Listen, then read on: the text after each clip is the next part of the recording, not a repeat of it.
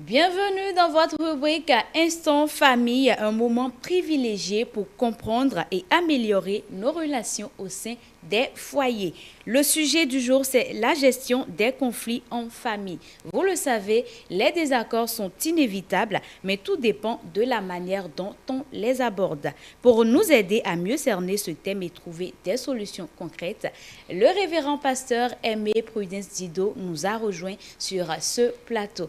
Pasteur, soyez les bienvenus. Merci beaucoup. Bonsoir Enis et bonsoir à tous les téléspectateurs. Nous sommes ravis, comme toujours, de vous avoir. Oui, partagé. Présentez-vous à nos chers téléspectateurs. Oui, je suis le révérend Dido Prudence Aimé. Je suis psychosociologue de formation. Je suis pasteur assemblée de Dieu au Bénin, actuellement sur le temple d'Agla à Cotonou. Je suis coach, je suis consultant et formateur en développement personnel, en question d'entreprise et en question de famille. Auteur, pour le moment, de 15 livres. Le 20 septembre prochain, je lance 2 autres livres pour que ça fasse 17. Je suis aussi auteur de 20 formations payantes sur Telegram. Et pendant ce mois de septembre, je mets 3 formations en promotion pour bien finir les vacances et bien aborder l'année scolaire, la formation sur le plan de vie, la formation sur la discipline et la formation sur l'excellence, la culture de l'excellence. Il faut que les parents achètent ces formations pour les apprenants. C'est seulement à 3 000 francs pour que tout le monde puisse la voir. Je suis aussi auteur de plus de 200 vidéos sur YouTube. Il suffit simplement de taper Pasteur Dido Prudence Aimé sur YouTube et vous aurez toutes mes vidéos. Allez les visualiser, allez les liker et allez les partager. Et n'oubliez pas de vous abonner à ma chaîne. On prend donc le rendez-vous pour le samedi 20 septembre pour le lancement de 2 livres. Oui, pour le lancement de mes 2 derniers livres. 2 derniers livres de l'année 2025. Non, pas forcément. C'est possible encore que je lance 3 autres livres avant la fin de l'année. D'accord. Oui. On parle de gestion des conflits dans notre rubrique Instant Famille du jour.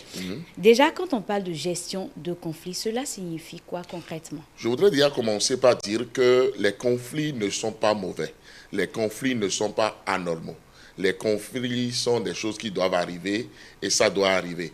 On appelle aussi les conflits des heurts. Et lorsqu'on gère bien les conflits, on a le bonheur, mais lorsqu'on les gère mal, on a le malheur. C'est de ça simplement qu'il s'agit.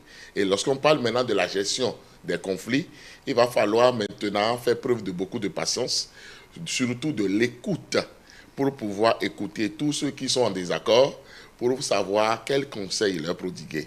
Et pour écouter et savoir apporter des conseils, les parents eux-mêmes doivent être de bons médiateurs. Parce que c'est ça le vrai problème. Très souvent, nous allons solliciter des médiateurs qui sont contestés, des médiateurs qui sont rejetés, des mauvais médiateurs, des médiateurs qui prennent même parti, et c'est ça qui n'aide pas. Le médiateur doit être neutre et doit écouter alors la situation, ne pas être sur quelqu'un, mais pouvoir alors de façon équilibrée, pouvoir dire le droit, pour pouvoir aider à amener la paix et non à enflammer la situation pour transformer la famille en champ de guerre. Il faut maintenant ramener la paix. Et c'est de ça qu'il s'agit. Est-ce qu'un conflit peut fragiliser l'harmonie d'une famille? Oui. La fragilité vraiment de beaucoup de familles vient des conflits mal gérés. On a mal géré les conflits tellement qu'il y a maintenant un mouton noir dans la famille. On dit que c'est lui qui est le mauvais, c'est lui qui est le sorcier, c'est lui qui veut tout détruire. On ne se met jamais dans la perspective de cette personne-là pour observer la situation, pour savoir comment est-ce que cette personne aussi conçoit la situation, pour pouvoir lui donner une part alors de justice, une part de vérité, pour pouvoir comprendre aussi cette personne. Et ce n'est pas bon. Donc on doit pouvoir faire très attention lorsque les conflits éclatent en famille. Et qu'est-ce qui amène souvent les conflits en famille? Les conflits en famille viennent du fait d'abord de l'argent. L'argent a une grande source de désaccord, de conflits entre même les enfants, entre les parents. Papa et maman ne s'entendent pas par rapport à la gestion de l'argent, qui doit prendre telle chose en charge. Alors dans la famille, les enfants eux-mêmes, comment partager une certaine somme d'argent. Et là, ça va devenir vraiment problème. Donc, il y a l'argent. Au-delà de cela, il y a aussi la position de chaque personne. Telle personne voit que telle est plus aimée par les parents que moi. Et là, ça peut amener aussi alors des conflits. Lorsque des choses sont mal partagées, lorsque la place de chacun n'est pas reconnue, alors au sein de cette famille-là, alors ça peut amener des conflits. Ce qui amène aussi des conflits, c'est la mauvaise communication. Lorsqu'on communique mal, lorsqu'on se moque des gens, lorsqu'on parle avec violence, lorsqu'on insulte, lorsqu'on devient vraiment difficile, alors ça peut amener aussi des conflits. Et des gens ne se sentent pas compris, des gens ne se sentent pas accompagnés au sein de la famille, ça peut amener aussi des conflits.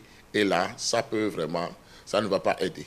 Dans ce cas, quelle attitude adopter pour apaiser les tensions en famille? Déjà, le père de famille ne doit jamais être passif. La mère de famille ne doit jamais être passive. Donc, déjà, les deux parents doivent se considérer, doivent se valoriser à deux pour que le père de famille, déjà, ne dénigre pas sa femme auprès des enfants. Sinon, le jour où il ne sera pas là, qu'il y aura un conflit, la maman ne peut pas gérer le conflit. Donc, déjà, il faut déjà que les parents à deux s'entendent par rapport à ce qui se passe pour pouvoir maintenant se soutenir à deux et voir dans la même direction par rapport à un conflit qui éclate parmi les enfants ou avec les autres acteurs de la maison. C'est très important. Et on ne doit jamais être passif tel que je le disais. On doit être très actif. Mais l'activité dont il s'agit ici, ce n'est pas de la précipitation, mais c'est de la patience. C'est surtout de l'écoute pour savoir qu'est-ce qui se passe et apporter aussi des clarifications. Parce que les conflits aussi viennent du fait qu'on ne comprend pas certaines choses. Comme Dieu l'a dit, l'ignorance est à combattre partout et même dans nos familles. Parce qu'à des moments donnés, c'est parce qu'on ne comprend pas certaines choses qu'on peut commencer par s'énerver, qu'on peut commencer par croire qu'on ne m'aime pas.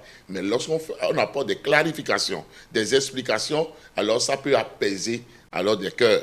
Donc il faut expliquer, il faut prendre vraiment du temps pour le faire. Et là, après avoir écouté maintenant, et montrer que c'est une mauvaise compréhension qui a amené là. Ne pas commencer par doiter quelqu'un pour dire que c'est telle personne qui amène toujours les problèmes.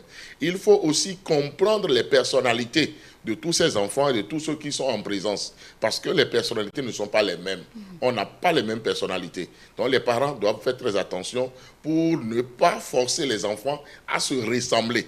Parce que c'est ça aussi la question. Notre Dieu est un Dieu de diversité. C'est pourquoi nous avons différents visages, nous avons différentes formes et nous portons aussi différentes couleurs. Et c'est tout cela qui fait la beauté. Donc en matière aussi de famille, c'est la même chose. Donc les parents eux-mêmes doivent être au-dessus de la mêlée pour être eux-mêmes des exemples en matière de paix, en matière de joie, en matière de compréhension pour pouvoir conduire leur maison à mieux gérer les conflits. Pasteur, en langue fond, dites-nous comment prévenir durablement les conflits et favoriser la paix au sein de la famille.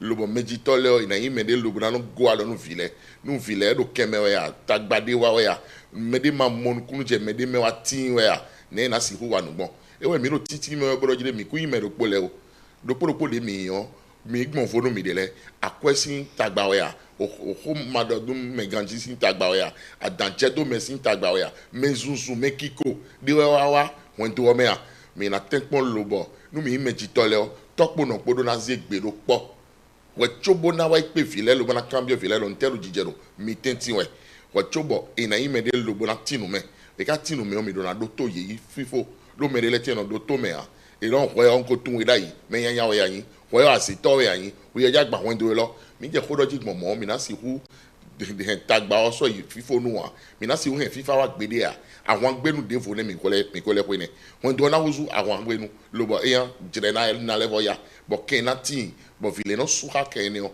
bo so inu inda gbede pon un meji tole do na wa so de meji tole do tele do su tention e do na imede lo bona do fifa lo bona do mede moje mede medo de le tention bona do nu kiko de lo bona si hu na vile bona tinu me no me ma tin we de le no wendo de le me no zon lo bo tagba no supo mi no tinu me no fi mi ton le no tinu me no mi de le we de no weziza de yin no tuntun ton wa manu de su no ho bo ke no ho tagba woni no ho mo e de gbon ne.